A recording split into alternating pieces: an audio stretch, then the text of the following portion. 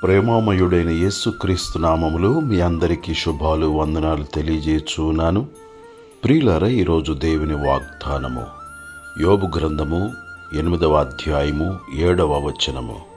అప్పుడు నీ స్థితి మొదట కొద్దిగా నుండినను తుదను నీవు మహాభివృద్ధి పొందుదువు.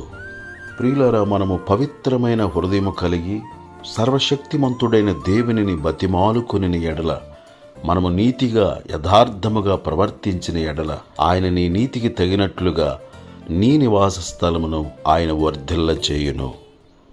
నీ ప్రేమ లేక, నీ తోడు లేక, నీ బ్రతుక లేనయా, యేసు నేనుండలేనయా. నీ ప్రేమ లేక, నీ తోడు లేక, నీ బ్రతుక లేనయా, యేసు నేనుండలేనయా. ప్రియులరా, యేసుక్రీస్తు ప్రభువారు నీతిమంతుడు, నీతి సూర్యుడు. ఆయన నీతిమంతులను ప్రేమించువాడు, నీతిమంతులను ఆశీర్వదించువాడు. నీతిమంతుల పిల్లలను ఆయన ఆశీర్వదించును. నీతిమంతుల నివాస స్థలమును ఆయన ఆశీర్వదించును. మన నీతికి తగినట్లుగా ఆయన మన నివాస స్థలమును ఆశీర్వదించువాడై ఉన్నాడు. అప్పుడు నీ స్థితి మొదట కొద్దిగా నుండినను తుదను నీవు మహాభివృద్ధి పొందెదవు. ప్రియులరా, యేసుక్రీస్తునందు విశ్వాసముంచుట ద్వారా మనము నీతిమంతులుగా మార్చబడుచు ఉన్నాము.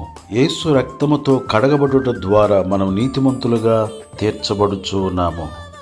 ప్రియులారా, మనమందరమును నీతిమంతులముగా జీవించి ఇహపర సంబంధమైన ఆశీర్వాదములను పొందుదుముగాక. దేవుడి మాటలు మన కొరకు దీవించునుగాక. ఆమేన్. దయగల మా తండ్రి, ప్రేమగల మా యేసు ప్రభువా, నీతిమంతుడా, నీతి సూర్యుడా, నీకు వందనాలు చెల్లిస్తున్నాము.